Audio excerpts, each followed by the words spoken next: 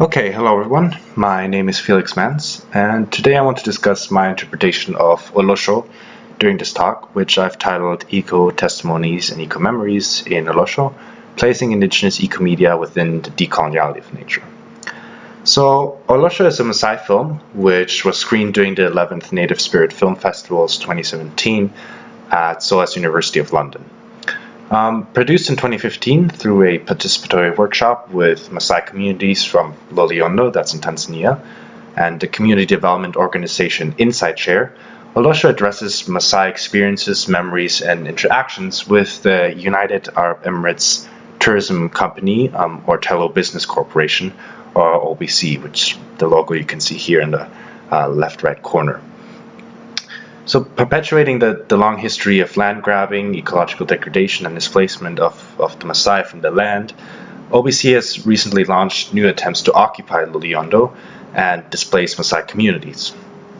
And Olosho, which is filmed and directed by the Maasai themselves and narrated in their native language, is a short film. It's approximately 60 minutes long that brings this colonial project to the attention of the viewer by discussing their indigenous systems, relations to land, strategies of resistance, and by testifying to the events and historical continuity of land grabs and displacement.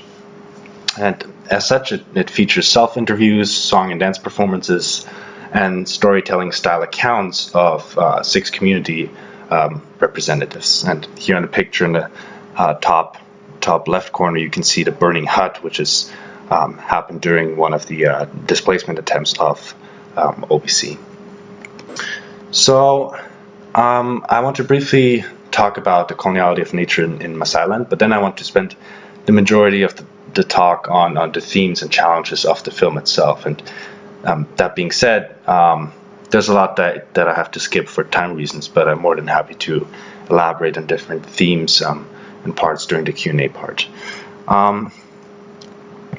So, the coloniality of nature in Maasai land. So what do I mean with coloniality of nature? So, according to Arturo Escobar, the coloniality of nature addresses the multiple ecological issues and challenges and their colonial violence by identifying colonial systems of knowledge and power that contribute to the destruction of ecosystems, ecologies and natures, the eradication of indigenous cosmovisions, and the appropriation of landscapes and natures to the modern colonial world system. So the marginalization and land loss for the Maasai have been and continue to be based on the advancement of modernity. And to quote Hudson, it's structured and propelled by Enlightenment notions of individuality, progress, order, rationality, and civilization. And although the quality of the modernization projects differed according to the dominant colonial force, so we're talking about the German and the British colonizers and now the Tanzanian state, it always aimed at interfering with Maasai culture and pastoralism by either attempting to modernize the Maasai or by traditionalizing them as modernity's primitive other. And as such, they had profound implications on the relations and the actions between the Maasai and their land. So on this map here, you can see the dotted line, which roughly highlights the extent of Maasai land during the 1880s. So I don't really want to talk about German colonialism here. I do want to talk about British colonialism, because with British rule came a colonial understanding of nature that was driven by conservationist and preservationist movements that saw Tanzanian natures as pristine, wild, untamed, and even Eden-like, which led to the establishment of different protected areas, such as the Serengeti National Park, from which the Maasai Loliondo were displaced originally. Now, coinciding with this idea of primitive nature was that of a primitive society, whereby the British attempted to produce very clear and static tribal lines that harmonized with their perception of nature. And both societies and ecologies were therefore actively produced rather than preserved. So, these colonial imaginaries of Tanzania's wild and primitive nature allegedly comprise the ideological and aesthetic backbone of its large tourism economy and wildlife sector that attract thousands of international tourists today, so mostly white and European and American tourists. And This industry, which is upheld by large international NGOs, the Tanzanian state, and in general the neoliberalization of conservation, reproduces colonial stereotypes about the Maasai as well as their lands. And this situation continues to threaten Maasai's social, political, spiritual, and economic systems, and has led Goldman to conclude that, and I quote, "The land no longer belongs to the Maasai, it belongs to the state and to the world. Maasai have in fact become strangers in their own land." And here on this map you can see very clearly how all these different protected areas have split up and occupied the original territory of the Maasai. So here we have a very specific form of coloniality of nature, whereby the capitalist pressures to exhaust and destabilize ecologies for profit, which is represented in the occupation of international tourists that consume the produced and fabricated colonial natures of a quote-unquote pure aesthetics of a primitive Africa, is merged with a global north conservatism, conservationism, that operates on a liberal environmentalism that's unable to break with its deep-rooted colonial and racist history. So here the allegedly post-independent state of Tanzania takes over the role of the former colonizers to continue the entrenchment of colonial natures, and illustrating what Kurzweil calls the enchantment with modernity, or the enchantment with Europe. And Olosho speaks exactly from this context, as it is one battlefield of self-determination and land rights for the Maasai. Okay, so let's look at the movie Olosho itself. I think in Olosho there are three general themes, interconnected themes, that constitute its critique and challenge to the coloniality of nature. And these themes you can see here on the right side are, I think, first the decolonial aesthetics and place-based speaking from somewhere that challenge the colonial epistemologies, narration, and aesthetics. Then second, you have the remembering and the practicing of Maasai indigenous cosmology that challenges coloniality, I think, on multiple dimensions. Then lastly, the problematization and contextualization of ecological crises and responses through Maasai resistance and solutions. Now, I'm aware that not everyone has watched this film yet, but I'll try to be as elaborate as possible, and I've included some screenshots of the film itself. And again, I'd love to expand on some of these themes during the Q&A section. Okay, so the aesthetics of Olosho, I think, challenge various facets of the ongoing colonial projects, including unequal gender relations, which were instilled through Christianity and British colonial policies, and the colonial ordering of the Maasai and their natures. So the film begins and ends with mainly Maasai women standing together and addressing the audience, which we can see here in the top left corner. And in the opening scene, one of the women welcomes the viewer with the words, "Many have spoken for us. Now we speak for ourselves. Please listen to our story." Now, in presenting Maasai women as united front and as narrators who provide structure and space for the movie, I think this scene implicitly challenges the unequal gender norms that were introduced by the British colonizers, who sought to order the Maasai around a hypermasculine image of a barbaric and a wild Maasai warrior tribe, mainly male warrior tribe. So, whereas the British excluded Maasai women from what it meant to be Maasai or Maasai-ness, with lasting impacts on current gender relations, the United Front of Women in the film makes clear that women are not only Maasai, but that their status within Maasai society is one of active participation and narration and even knowledge production.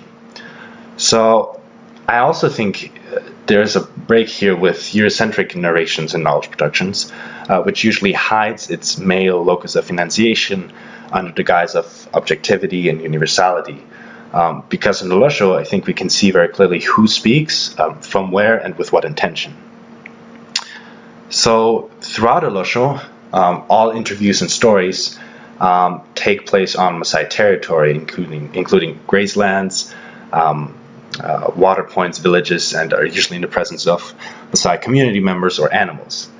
So I think the emphasis here is given on the interconnection of the Maasai and their land. So in other words, storytelling and narration cannot happen separate from the land.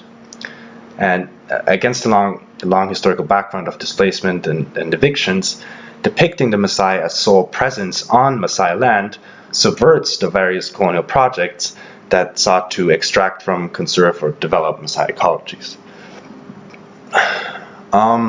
Moreover, the aesthetics throughout the movie often include microphones and video cameras as tools for recording the testimonies and memories. And the presence of these elements, I think, which are usually associated with modernity or Westernness, as well as their appropriation by the Maasai for the Maasai cause, I think does two things.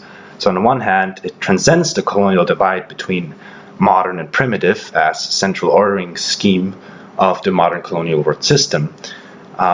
Since, repeatedly the Maasai have been forced to fit colonial imaginaries that attempt to push them either towards a fabricated hyper-traditionalism or towards a developed and modern leitmotif.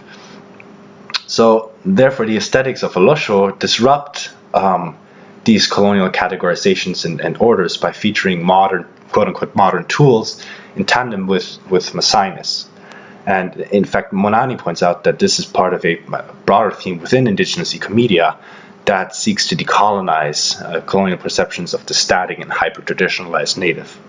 And then, of course, on the other hand, this newly created transmodern space is used by the Maasai to address and communicate socio-ecological, anti-colonial, and indigenous struggles.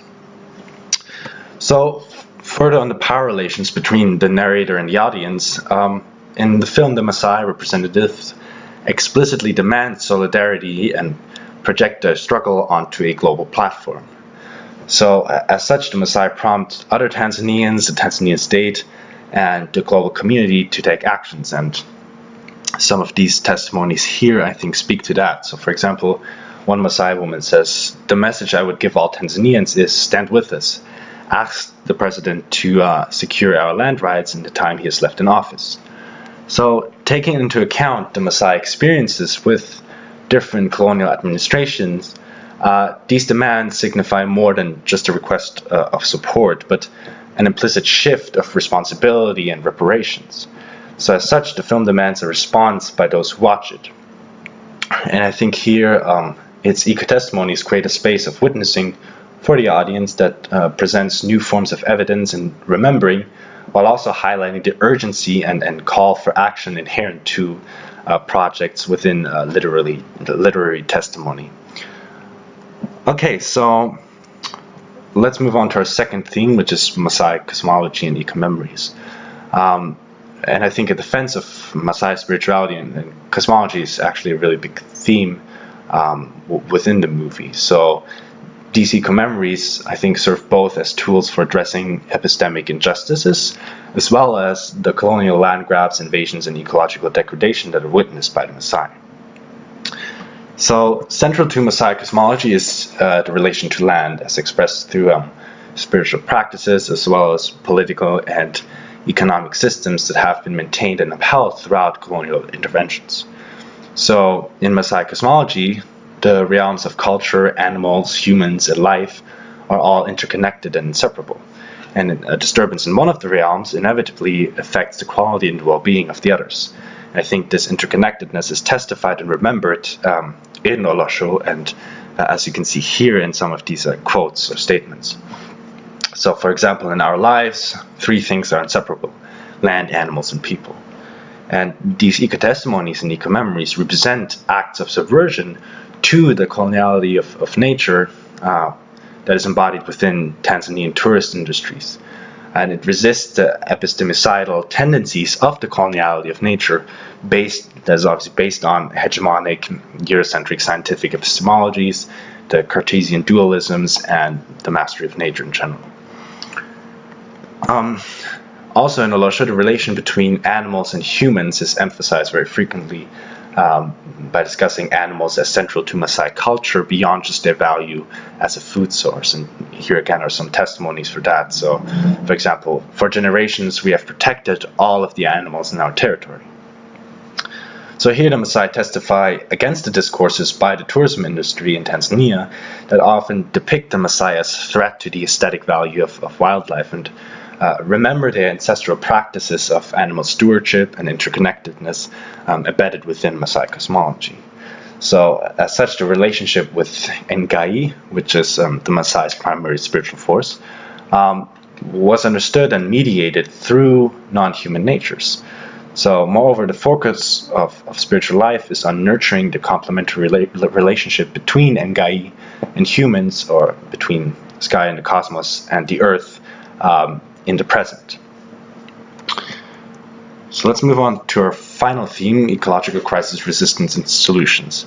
So the Maasai have employed different strategies of resistance over time in defense of their land, and this film is just one of them.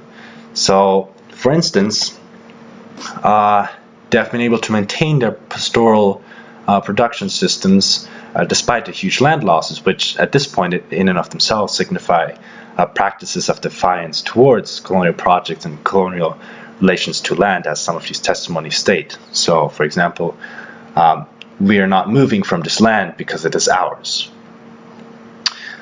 Furthermore, the Maasai testimonies remember the land grabs and displacement processes by British colonial conservationism and its Eurocentric visions of African natures, and connect them to the current wave of land dispossession by international tourism industries.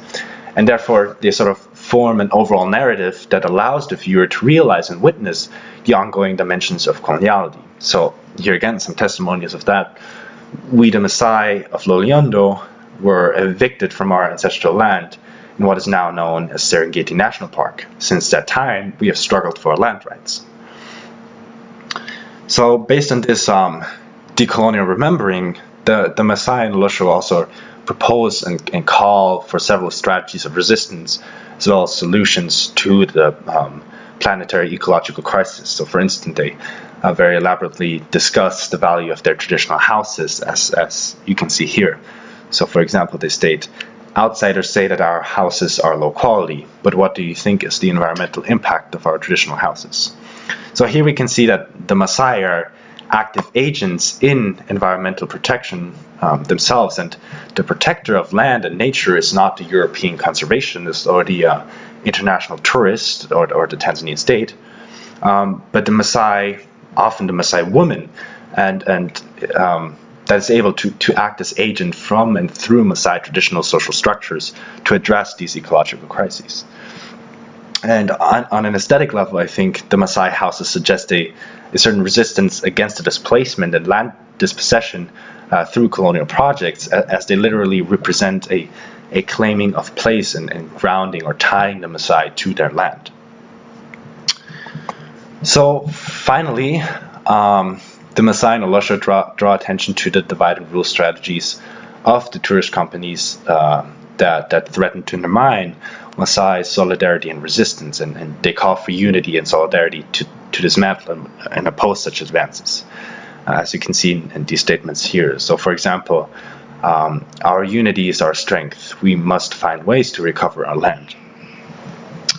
And I think in the 21st century that is marked by what some have called the new scramble for Africa, or the new scramble for African natures, this call for unity is more important than ever. So for the Maasai land itself, it demands a clear reconciliation and recovering of territorial unity and self-administration by peeling back the multiple layers of division, both on an epistemological level, so deconstructing the coloniality of nature, and on the physical level by expelling the international tourist industries and the Tanzanian state, etc. But then also in its broader context, I think this call urges for the solidarity among indigenous people globally, whereby indigenous films, ecomedia, and film festivals represent a powerful platform to build alliances. And also, I think this call calls for a revived Pan-Africanism that, as Lovo Gacheni suggests, has decoloniality and decolonization of natures as its very center. Okay, so that will be it. Thank you for listening, and I look forward to all your questions in the Q&A section.